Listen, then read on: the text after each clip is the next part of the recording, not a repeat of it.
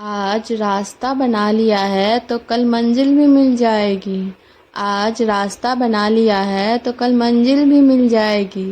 हौसलों से भरी यह कोशिश एक दिन जरूर रंग लाएगी। A very very good morning my beautiful viewers, welcome back to my channel.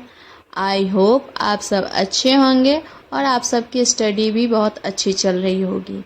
मैं अच्छी हूँ और मेरी स्टडी भी बहुत अच्छी चल रही है। यहाँ पे मैं क्रिश को सुला के उसके बाद फिर से स्टडी करने बैठ गई हूँ।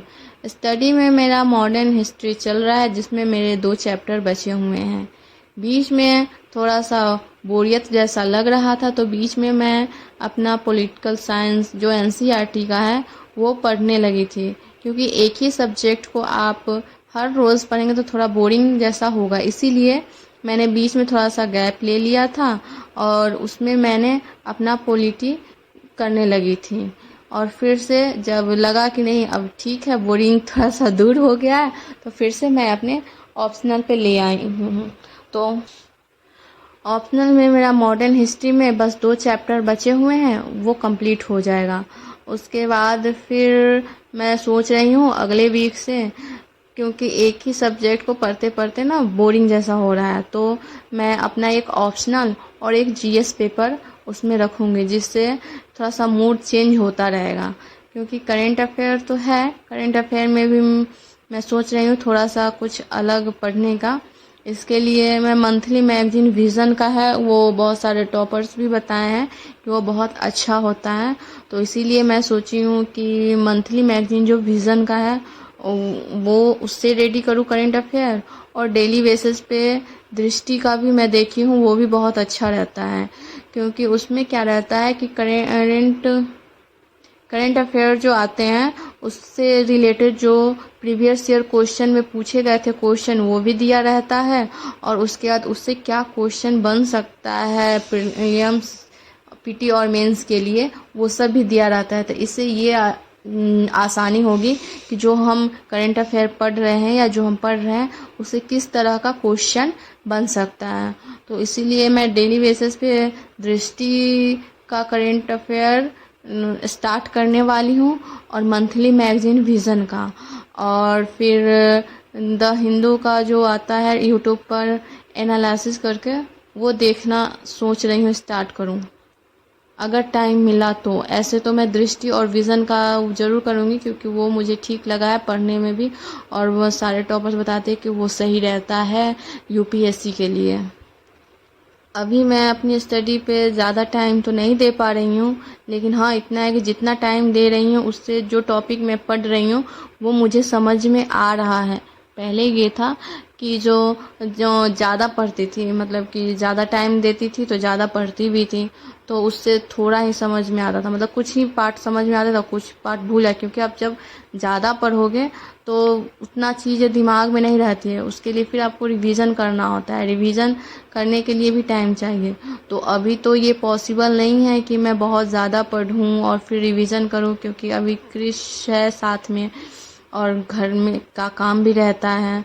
तो मैं जितना टाइम मिलता है उसमें ये कोशिश करती हूँ कि थोड़ा पढूं, उसको रिवीजन करूँ, ताकि एक दिन में या एक बार में मेरा एक टॉपिक कम से कम 50 से ज़्यादा, मतलब 70-80% मेरा कवर हो जाए, ताकि दोबारा फिर रिवीजन करूँ तो वो और उससे अच्छे से पूरा समझ में आए।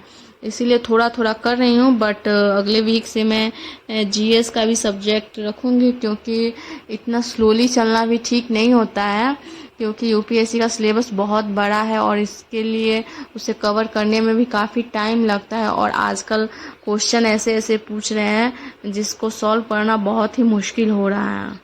और उसके साथ ही मैं सोच रही हूँ सी सेट का भी तैयारी करने का, क्योंकि हिंदी मीडियम वालों को सबको पता ही होगा कि सी सेट भी कितना टफ होता जा रहा है। तो उसकी प्रैक्टिस के लिए अभी सबसे पहले एक सेक्शन मैथ का भी स्टार्ट करने वाली हूँ। पहले मैथ का कुछ जो टॉपिक आते हैं, जिस टॉपिक से क्वेश्चन आते हैं उस टॉपिक को कवर कर लो, उसके बाद फिर आगे का जो सेक्शन होता है इंग्लिश है वो बाद में देखूंगी, क्योंकि उसमें भी कॉम्प्रिहेंशन पूछा जाता है। तो अभी धीरे धीरे अपने टाइम को थोड़ा बढ़ाने की कोशिश कर रही हूँ, क्योंकि बच्चे के साथ स्टडी के लिए टाइम निकालना थोड़ा मुश्किल हो रहा है, क्योंकि जो अनमैरिड हैं उनके पास तो पूरा टाइम रहता है कि वो अपनी स्टडी पे दे सकें, या फिर जो वर्किंग लोग हैं जो जॉब करते हैं उनके पास भी ये फिक्स रहता है कि इतना घंटा जॉब करना है, उसके बाद जो टाइम बचता है उसमें आप स्टडी कर सकते हो। लेकिन एक एस्पिरेंट मदर के लिए बहुत मुश्किल होता है, वो भी न्यू, अभी बहुत छोटा है, तो इसके लिए फिक्स नहीं है कि कब सोएगा कब उठेगा।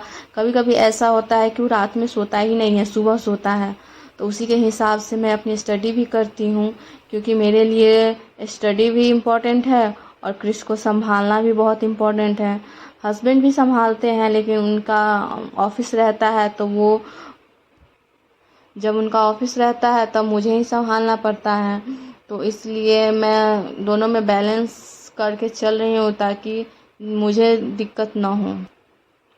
अभी तो फ़िलहाल मेरा कोई प्रॉपर रूटीन नहीं है जो मैं बता सकूँ कि इतने घंटे पढ़ती हूँ या फिर सेक्शन वाइज पढ़ती हूँ।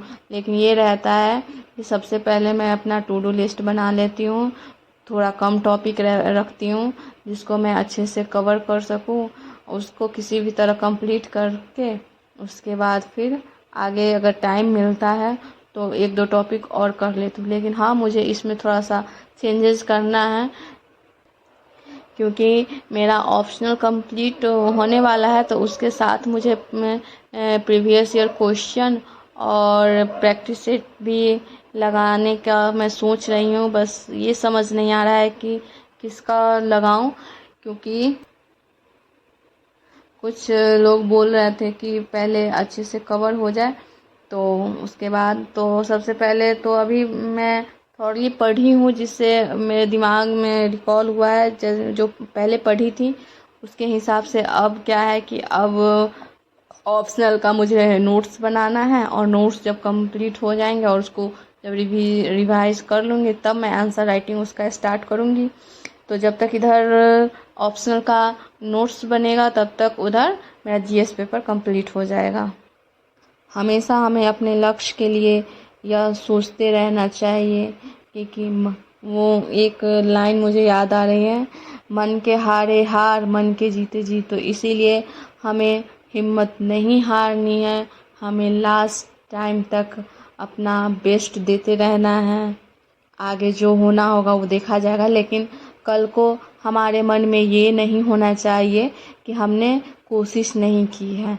तो बस हर रोज़ की तरह आप लोग भी हंसते रहिए, मुस्कुराते रहिए और अच्छे से पढ़ाई करते रहिए, क्योंकि हमारे लिए ये इम्पोर्टेंट नहीं है कि सुबह पढ़े शाम पढ़े 10 घंटे पढ़े या 12 घंटे। बस हमारे लिए ये इम्पोर्टेंट है कि बस किसी तरह हमारी स्टडी होती रहे और उसमें इम्प्रूवमेंट होता रहे। तो इसी के साथ ब्लॉग को मैं समाप्त करती हूँ। Thank you so much to clicking my video.